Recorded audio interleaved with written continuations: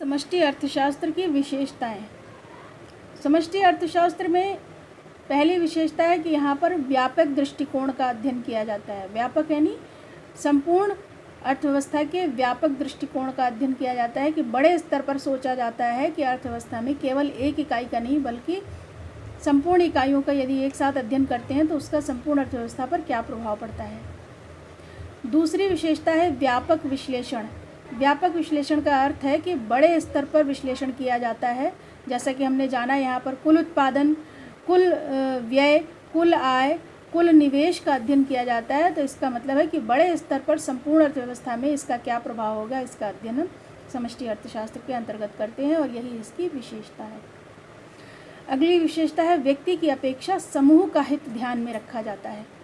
किसी एक व्यक्ति की जगह कुछ बातें ऐसी होती हैं जो किसी एक व्यक्ति पर तो प्रभावी होती हैं या उसके लिए लाभकारी होती हैं, लेकिन यदि वही स्थितियां संपूर्ण अर्थव्यवस्था पर होंगी तो उनका क्या रास्ता निकाला जाएगा या उनको किस प्रकार से सही किया जा सकता है उन परेशानियों को, उसके लिए हम समष्टि अर्थशास्त्र की अध्ययन करते हैं, जिसमें व्यक्ति की अपेक्षा एक समूह के हित पर ध्यान दिया जाता है। अगली विशेषता है परस्पर निर्भरता। क्योंकि हम संपूर्ण अर्थव्यवस्था का अध्ययन करते हैं तो अर्थव्यवस्था की जितनी भी स्थितियां हैं वो सब एक दूसरे पर निर्भर करती हैं। यदि हमें राष्ट्रीय आय का अध्ययन करना है, राष्ट्रीय आय में वृद्धि करनी है, तो उसका हमें कैसे प्रयास करना होगा, उसके लिए हमें क्या आय नीति बनानी पड़ेगी, क्या राजकोषीय नीति बनानी पड़ेगी। इस प्रकार से अर्थव्यवस्था में, संपूर्ण अर्थव्यवस्था में सभी चीज़ें एक दूसरे पर निर्भर करती हैं, जिसका अध्ययन हम समष्टि अर्थशास्त्र के अंतर्गत करते हैं। अब आती है समष्टि अर्थशास्त्र का महत्व। समष्टि अर्थशास्त्र में हमने जाना कि हम किन किन चीज़ों का अध्ययन करते हैं। इन चीज़ों का जो अध्ययन करने से हमें जो भी परिणाम प्राप्त होते हैं वही समष्टि अर्थशास्त्र के अध्ययन को बताते हैं या उनके महत्व को बताते हैं। तो समष्टि अर्थशास्त्र का महत्व में पहली स्थिति आती है आर्थिक नीति के निर्धारण में महत्व होता है। आर्थिक नीतियाँ जो भी बनती हैं कि अर्थव्यवस्था में किसको, आपने जाना ही होगा कि कभी लैपटॉप बांटे जा रहे हैं सरकार के द्वारा, कभी कन्या विद्या धन बांटा जा रहा है। तो इस प्रकार से किस प्रकार की आर्थिक नीतियां बनाई जाएं कि अर्थव्यवस्था में संतुलन की स्थिति बनी रहे, ना कोई बहुत गरीब रहे और ना ही कोई बहुत अमीर रहे। तो इन सब चीज़ों का निर्धारण करने के लिए समष्टि अर्थशास्त्र का अध्ययन ही महत्वपूर्ण होता है, सहायक होता है। अगला बिंदु है आर्थिक विकास का मापदंड भी समष्टि अर्थशास्त्र के द्वारा ही किया जा सकता है। आर्थिक विकास का मापदंड है कि अर्थव्यवस्था में हमारी अर्थव्यवस्था बढ़ रही है, घट रही है। जैसे कि वर्तमान समय में आप देख ही रहे हैं कि संपूर्ण अर्थव्यवस्था में कितनी गिरावट आ गई है। तो कहते हैं हमारी अर्थव्यवस्था गिर रही है, हमारी आर्थिक विकास दर गिर रही है। तो वो मापदंड कैसे होता है, उसका मापदंड समष्टि अर्थशास्त्र के अध्ययन के द्वारा ही किया जा सकता है। इस प्रकार सूक्ष्म अर्थशास्त्र के लिए भी समष्टि अर्थशास्त्र एक उपयोगी उपकरण है। सूक्ष्म अर्थशास्त्र यानी व्यष्टि अर्थशास्त्र केवल एक इकाई का अगर हमें अध्ययन करना हो तो उसके लिए सहायक होता है समष्टि अर्थशास्त्र। यदि हम सभी का अध्ययन कर पाएंगे, बड़ी इकाइयों का अध्ययन कर पाएंगे, तो छोटी इकाइयों का अध्ययन करने में बहुत ज़्यादा कठिनाई नहीं होगी। यदि हमें संपूर्ण अर्थव्यवस्था की आय पता होगी कि हमारी राष्ट्र की कितनी आय है, तो हमें प्रति व्यक्ति कितनी आय में वृद्धि करनी है, इसका अध्ययन करना हमारे लिए सरल हो पाएगा। इस प्रकार से सूक्ष्म अर्थशास्त्र के लिए भी समष्टि अर्थशास्त्र एक सहायक उपकरण है। अर्थव्यवस्था के अध्ययन के लिए भी आवश्यक है। समष्टि अर्थशास्त्र के अंतर्गत हम अर्थव्यवस्था की संपूर्ण इकाइयों का अध्ययन एक साथ करते हैं, इसलिए यह एक विशेष महत्व वाली स्थिति होती है समष्टि अर्थशास्त्र।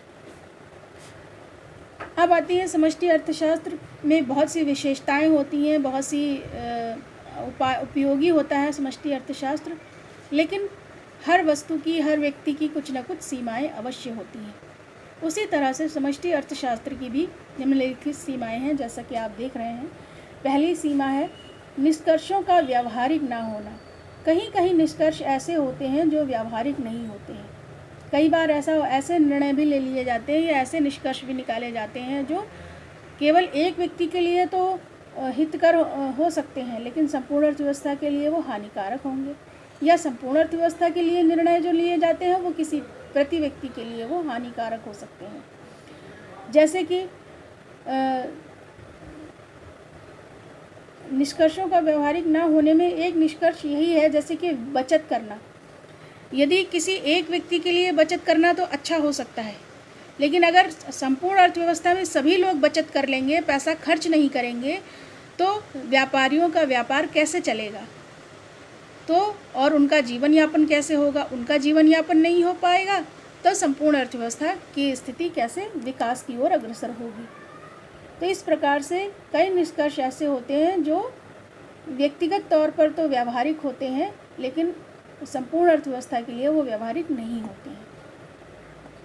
व्यक्तिगत इकाइयों को महत्व न देना भी गलत है।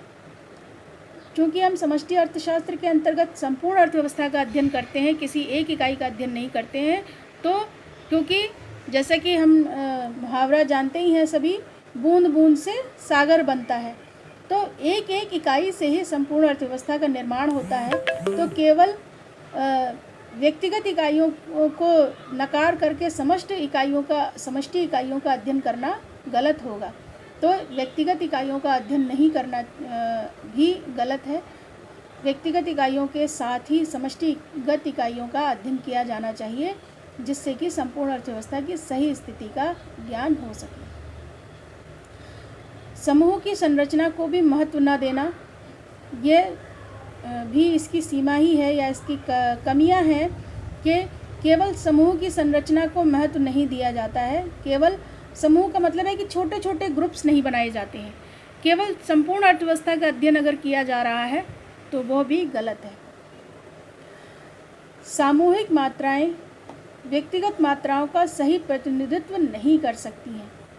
कई बार ऐसा होता है, जैसा कि हम लोग देखते हैं संपूर्ण अर्थव्यवस्था में हमारे लीडर्स होते हैं, या हमने कोई एक संस्था खोली, एक संस्था में हमने ये कार्य चालू किया कि हम सभी लोगों के विकास के लिए कार्य करेंगे, लेकिन उस संस्था में किसी एक व्यक्ति के द्वारा जो निर्णय लिया जा रहा है वो सभी के लिए हितकर होगा कि नहीं होगा, ये अलग अलग स्थितियों में अलग अलग विशेषता रखता है। इस प्रकार से सामूहिक मात्राएं व्यक्तिगत मात्राओं का सही प्रतिनिधित्व नहीं करती है। अंत में आता है व्यष्टि व समष्टि अर्थशास्त्र में अंतर। हमने पहले जाना था व्यष्टि अर्थशास्त्र BA प्रथम वर्ष में, जहाँ पर व्यक्तिगत इकाइयों का अध्ययन किया जाता था, जबकि समष्टिगत इकाइयों के समष्टि अर्थशास्त्र के अंतर्गत सामूहिक योगों और औसतों का अध्ययन किया जाता है। व्यष्टि अर्थशास्त्र के अंतर्गत व्यक्तिगत और व्यक्ति के व्यवहार का अध्ययन किया जाता है। केवल एक व्यक्ति का या केवल एक व्यक्ति के उपयोगिता के, किसी वस्तु की उपयोगिता किसी एक व्यक्ति के लिए क्या होगी, इसका अध्ययन हमने व्यष्टि अर्थशास्त्र के अंतर्गत किया था। जबकि समष्टि अर्थशास्त्र के अंतर्गत संपूर्ण समाज और संपूर्ण समाज के व्यवहार का अध्ययन किया जाता है, यानी बड़ी इकाइयों का अध्ययन समष्टि अर्थशास्त्र के अंतर्गत किया जाता है। यहाँ पर किसी एक व्यक्ति के विशेषता का ध्यान रखा तो जाता है, लेकिन उसका पूरे समाज पर क्या व्यवहार होगा, क्या उसका प्रभाव होगा, उसका अध्ययन किया जाता है। व्यक्तिगत अर्थशास्त्र में या व्यष्टि अर्थशास्त्र में हम कीमत सिद्धांत का अध्ययन करते हैं। केवल कीमत, किस प्रकार से वस्तुओं की कीमतें निर्धारित हों या किस प्रकार से किसी एक वस्तु की कीमत का प्रभाव किसी एक व्यक्ति पर किस प्रकार से पड़ता है, उसकी मांग पर क्या पड़ता है, इसका अध्ययन हम व्यष्टि अर्थशास्त्र के अंतर्गत करते हैं। जबकि समष्टि अर्थशास्त्र के अंतर्गत आय व रोजगार का अध्ययन किया जाता है कि कैसे हम वस्तुओं की कीमतें अगर बढ़ेंगी तो उत्पादन में लाभ होगा, उत्पादन में लाभ होगा तो उत्पादक अधिक आय प्राप्त करने के लिए लोगों को और रोज़गार देगा, और लोगों को रोज़गार मिलेगा तो लोगों की आय बढ़ेगी, और जब लोगों की आय बढ़ेगी तो संपूर्ण अर्थव्यवस्था की भी आय बढ़ेगी। तो इस प्रकार से आय व रोज़गार का अध्ययन हम समष्टि अर्थशास्त्र के अंतर्गत करते हैं।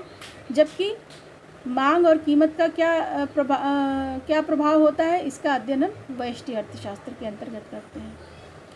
अगली इकाई है व्यक्तिगत दृष्टिकोण का परिवर्तनशील अध्ययन हम व्यष्टि अर्थशास्त्र के अंतर्गत करते हैं। व्यक्तिगत दृष्टिकोण का परिवर्तनशील किस प्रकार से अध्ययन होता है, इसका हम व्यष्टि अर्थशास्त्र में जानते हैं। जबकि समष्टि अर्थशास्त्र के अंतर्गत सामाजिक दृष्टिकोण में क्या परिवर्तन होता है, इसको हम अध्ययन करते हैं। अध्ययन की प्रकृति अल्पाधिकारी होती है, यानी छोटे स्तर पर अध्ययन किया जाता है। इसकी प्रकृति भी अल्पाधिकारी होती है, छोटे समय के लिए इसका प्रभाव पड़ता है। जबकि समष्टि अर्थशास्त्र की अध्ययन जो है वो व्यापक होता है। व्यापक और आर्थिक अध्ययन की प्रकृति पूर्ण प्रतियोगिता का पूर्ण एकाधिकार दिखाती है। पूर्ण प्रतियोगिता का मतलब है जब हम ज़्यादा लोगों में कार्य करेंगे तो उसमें प्रतियोगिता अधिक होगी, और ज़्यादा लोगों के कार्य करने की स्थिति में पूर्ण एकाधिकार की स्थिति भी अर्थव्यवस्था में देखने को मिलती है। इस चीज़ का अध्ययन हम समष्टि अर्थशास्त्र के अंतर्गत करते हैं। तो ये है व्यष्टि अर्थशास्त्र और समष्टि अर्थशास्त्र में अंतर की स्थितियाँ, जिनका अध्ययन हम इस प्रकार से समष्टि अर्थशास्त्र के अंतर्गत करेंगे।